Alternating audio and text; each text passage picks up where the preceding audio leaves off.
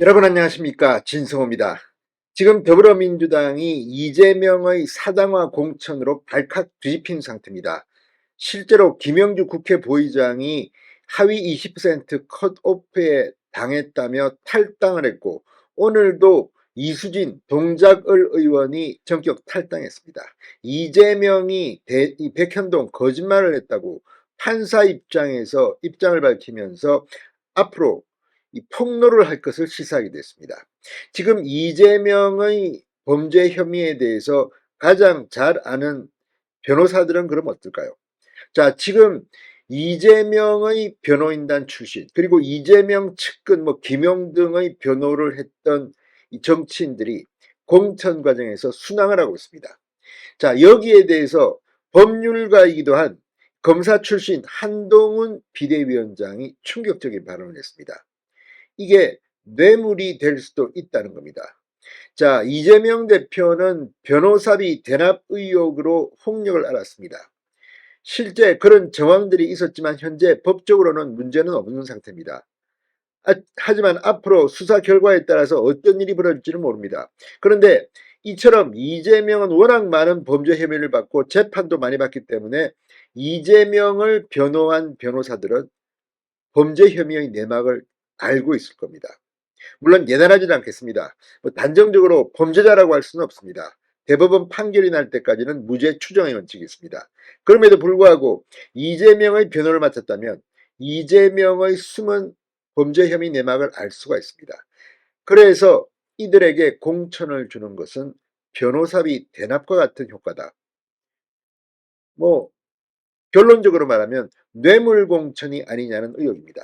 오늘 한동훈 국민의힘 비대위원장이 작심하고 폭로했습니다.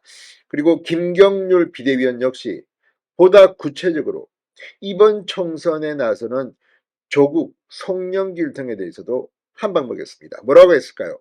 진성호의 융단 폭격 시작합니다. 더불어민주당을 융단 폭격합니다. 방송에 앞서 아직 진성호 방송에 구독자가 아니신 분은 붉은색 구독 버튼 눌러주십시오. 더 좋은 방송으로 보답하겠습니다.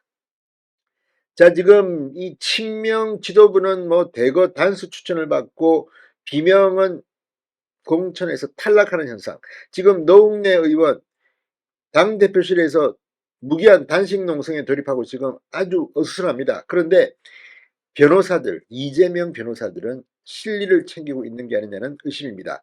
자, 이 한동훈 비대위원장이 공천으로 자기 범죄 변호사비를 대납하고 있는 것이라는 총평을 했습니다. 상당히 센 발언입니다. 국민의힘 비상대책위원회를 주재한 한동훈 위원장은 보통 범죄 혐의를 방하는 변호인들은 내막을 잘 알기 마련인데, 그래서 이재명 대표 입장에서는 이런 분들 변호인단이 무서울 것이다. 단순히 대장동식 공천을 넘어 변호사비 대납 공천으로 정말 어디까지 가겠다는 것인지 묻고 싶다. 이렇게 물은 뒤 대장동식 공천으로 대장동 변호사, 종북 통진당 같은 분들이 모여 독재하는 국회를 상상하면 정말 끔찍하다. 반드시 막겠다고 강조했습니다. 자, 김경률 비대위원도 거들었습니다. 대장동 변호인단이 민주당 공천 1차 관문을 모두 통과한 것과 이재명 대표가 하위 20%에 포함되지 않은 이유는 출석률에 재판 출석을 더한 것으로 보이고 법안 발의 건수에 재판 의견서 제출 건수가 포함된 것으로 보여진다며 비꼬았습니다. 상당히 센 말입니다. 아니, 국회에 출석하지 않고 재판에 출석한 것도 포함시킨 게 아니냐. 누가 봐도 이재명은 의정활동이 하위 1%일 텐데 왜 이재명은 살아남았느냐, 이런 의심을 지금 여기저기서 제기하고 있습니다. 실제로 규정을 애매하게 고친 게 아니냐는 비판까지 나오고 있습니다.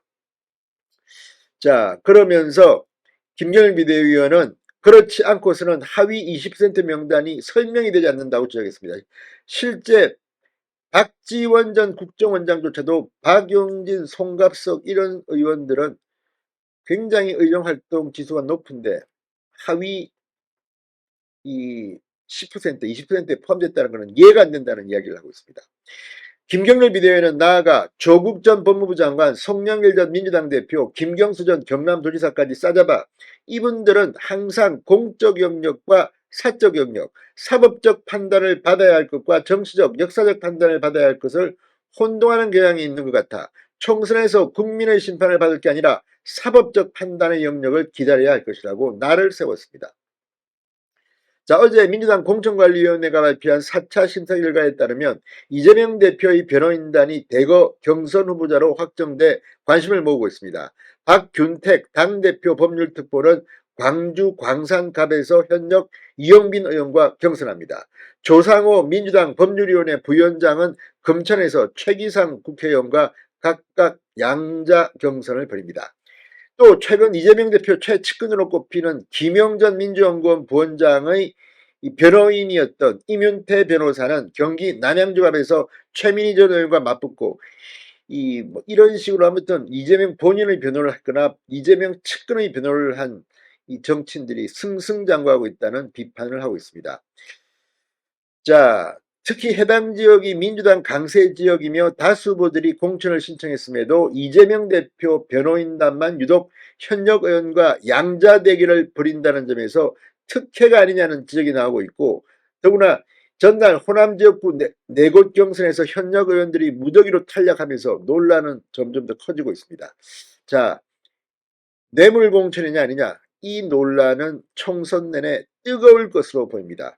만약 경선에서 이재명 변호인단이 살아남는다면 정말 민주당 공천은 이재명을 위한, 이재명에 의한 공천이라고 밖에 할 수가 없습니다. 진성호의 융단 폭격이었습니다. 여러분 감사합니다.